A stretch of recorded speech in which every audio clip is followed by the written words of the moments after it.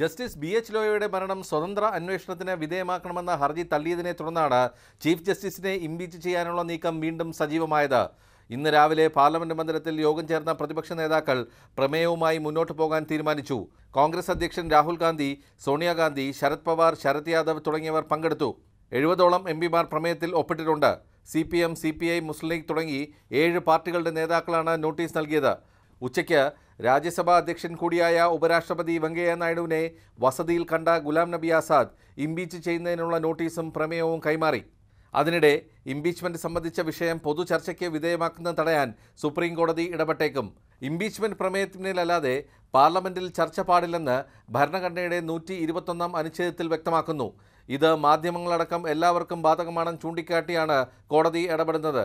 Chief ജസ്റ്റിസിനെ impeach ചെയ്യണമെന്ന വാർത്തകൾ അസ്വസ്ഥത ഉണ്ടാക്കുന്നുവെന്ന് ജസ്റ്റിസ് AK സിക്രി അധ്യക്ഷനായ ബെഞ്ച് നിരീക്ഷിച്ചു.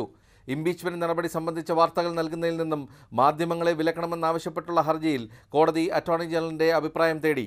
അഴിമതി ഉൾപ്പെടെ 5 ആരോപണങ്ങളാണ് ചീഫ് ജസ്റ്റിസിനെതിരെ പ്രതിപക്ഷം ഉന്നയിച്ചിട്ടുള്ളത്. മാതൃഭൂമി ന്യൂസ്, ഡൽഹി.